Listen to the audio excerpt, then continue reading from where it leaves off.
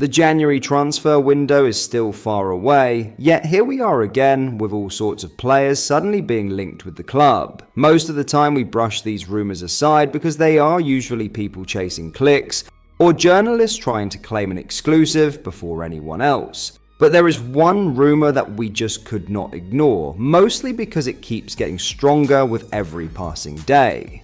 If you have not heard yet, David Ornstein said that Antoine Semenyo has a real chance of leaving Bournemouth during the winter window, with Liverpool listed as one of the clubs interested in him. This part is not shocking since we always keep an eye on the best players available. What makes Semenyo's case different is that the player himself is said to be more eager to join us than other Premier League clubs, and that is exactly why we decided to make this video.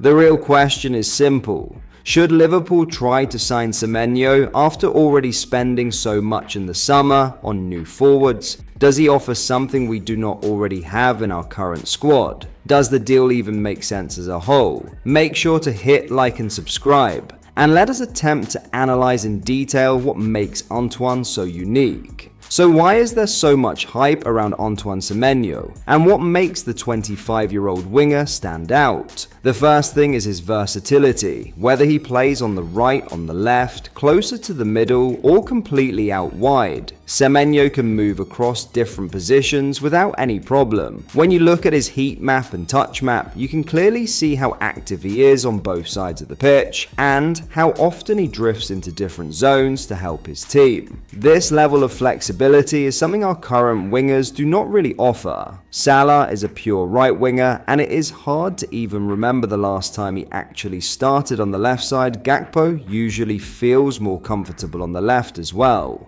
Both of them prefer to cut onto their stronger foot to combine with teammates or create chances. This is exactly where Semenyo gives us something we do not really have among our current options. So, how is Semenyo able to play comfortably on both sides of the pitch? The answer is actually very simple. He is two-footed. Semenyo has scored 6 Premier League goals so far this season. 3 of them came from his stronger right foot, including 1 penalty and 1 free kick. The other 3 were scored with his left foot, and 2 of those were the brace he got against us at Anfield in the opening match of the season. This is one of his biggest strengths, whether it is a placed shot from outside the box or a first-time finish inside it. He can find the net using his so-called weaker foot without hesitation. Let us look at a few examples. The first example is his second goal against Fulham. It came from a quick transition in the final moments of the game, a moment that completely sealed the win for Bournemouth. When he receives the ball inside the box, most right-footed wingers would open up their body and try to use the inside of their right foot to curl it toward the far post. Semenyo does something different. He takes the shot instantly with his left foot and does it with his very first touch. This catches the goalkeeper off guard and gives him no chance to react or read what Semenyo is about to do.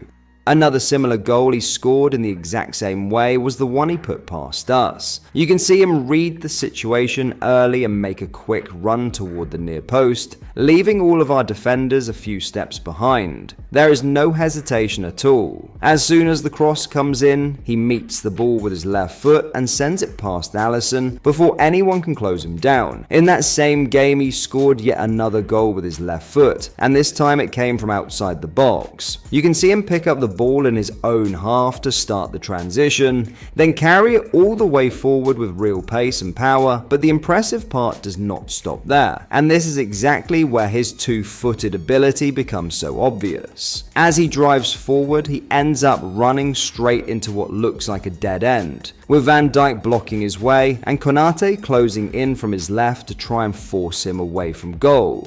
This is where Semenyo disguises his next move perfectly. With quick footwork, he feints back inside while keeping the ball close on his left foot.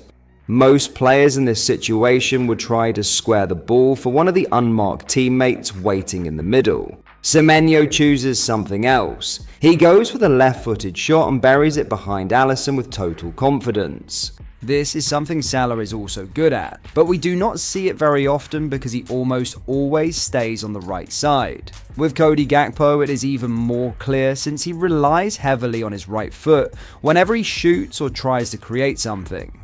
Now, Semenyo's two-footed ability does not stop with his finishing. In fact, this next point might be the main reason why having someone like him could be a real necessity for us.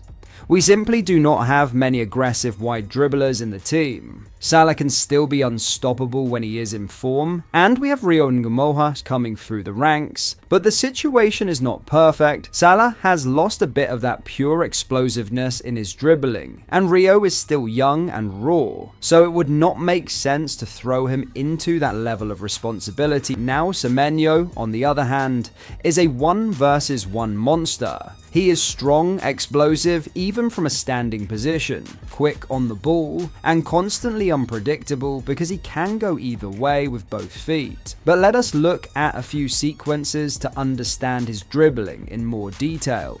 Here you can see him receive the ball in a wide area. His first instinct is to go straight at the defender and attack the 1-versus-1 without waiting for support. He drives forward with real intent, forcing his direct opponent to react. Notice how he uses both feet to move the ball instead of relying on only one. He keeps making little feints with each foot, which makes it harder for the defender to guess where he will go. Then, once he draws in the second defender, he bursts past both of them and reaches space to deliver a cross. The final ball is not great in this moment, but the way he created the opening in the first place is exactly what makes him so dangerous. In another game against City, you can see the way Semenyo handles his 1-versus-1 situations. He lowers his center of gravity by bending his knees, which gives him the balance and control to change direction quickly. Then, just like before, he drives directly at the defender and forces him to retreat. Once he has the defender moving backward, he suddenly shifts to the opposite side and cuts inside with speed and power. This kind of approach shows exactly how confident he is when taking players on. If those two examples were not enough, this final one should convince you of just how good Semenyo is at dribbling. Here you can see 3 Fulham defenders trying to close him down all at once. As always, Semenyo keeps driving forward with confidence, using some really nice footwork with both feet. You can also notice how he keeps changing his speed, slowing down for a moment and then bursting forward again, which completely confuses his markers. In the end, he produces one final burst of pace to break away from the group of defenders and enter the box. The best part of it all is that he finishes the whole sequence with a brilliant goal from a very tight angle.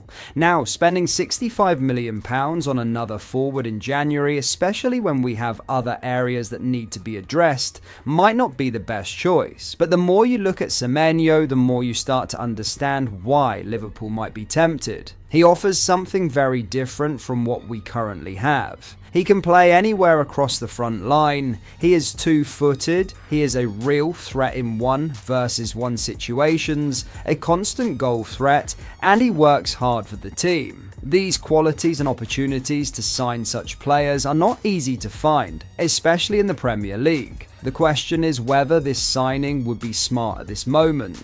On one hand, we have already invested heavily in our attack. The club might prefer to strengthen the midfield or bring in another defender, especially with some players struggling with injuries. Putting a huge fee on a forward might look unnecessary when the squad already has depth in that area. On the other hand, Semenyo looks like someone who can offer fresh energy, unpredictability, and a style of play that our current forwards do not fully provide. His ability to go both ways on the ball, beat defenders, and score with either foot could be extremely valuable in tough matches where we need something different. Also, it should be worth it to start planning for life after Salah, which might be coming soon. So, should Liverpool buy Semenyo? The answer depends on how the club views its long-term plan. If the focus is on adding players who bring new qualities and push the whole attack to another level, then Semenyo makes perfect sense. If the priority is solving other areas immediately, then waiting until the summer might be the better move. So that brings us to the end of the video. Antoine Semenyo is clearly a player with real talent and a skill set that could fit perfectly into what Liverpool are trying to build. Whether the club decides to move for him in January or wait until the summer, it is obvious that he is someone worth keeping an eye on. Let us know in the comments what you think about this possible signing. Do you believe Liverpool should push for Semenyo now, or should the club focus on strengthening other positions first? Your opinions always make these discussions even better. Thank you for watching, make sure to like the video and subscribe to the channel if you enjoyed it, and we will see you in the next one.